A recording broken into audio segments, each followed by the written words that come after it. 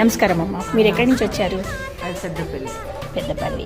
ఇప్పుడు సంక్రాంతి పండుగ వస్తుంది కదా, మీరు ఎట్లా ఆచరించుకుంటారు?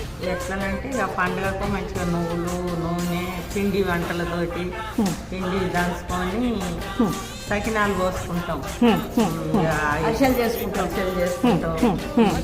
గోగు పెండ ఉప్పులు వేసుకుంటాం, గొబ్బెమ్మలు చెప్తాం, ఆ గొబ్బెమ్మలకు గరక పిండి పూసలు చెప్తాం, ధాన్యాలు 12 వేల ధాన్యాలు వస్తాం, పిండి పూసలు చెప్తాం, పసుపు కుంకుమ పెడతాం, మంచిగా ముక్కుల మీద పెట్టి మంచిగా దండం పెట్టి మళ్ళీ ఇంట్లో దేవుడికి కొబ్బరికాయ.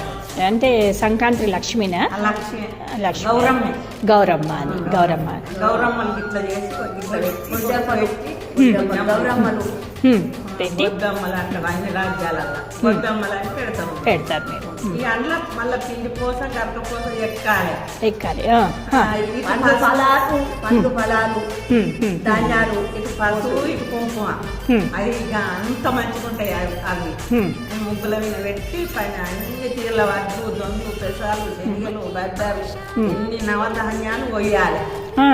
మళ్ళా రేపు అన్లు పెట్టాలి, మళ్ళా బంతి పూలు పెట్టాలి. ఓ అని వీరనిచ్చిన అంత సంబరమైన పండుగ ఇది. పండుగ ఎందుకంటే ఈ రైతులు చేసుకునే పండుగ అమ్మ ఇది.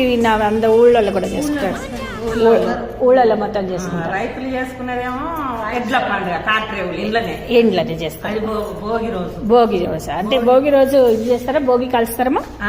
కలుస్తారు, చేస్తారు. భోగి మంటలు వేసుకుంటారు. భోగి రోజు ఎడ్లకు రంగులు పెడతారు, కొమ్ములకు ఒక్కటి మంచిగా మధ్యలో కూర కరపట మందగాను గుంపు చేస్తారు అన్ని ఎడ్లకు.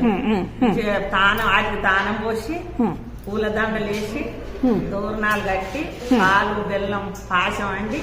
ఇక పాశం లేని వాళ్ళు తిని ఇక ముందట పోయే రైతు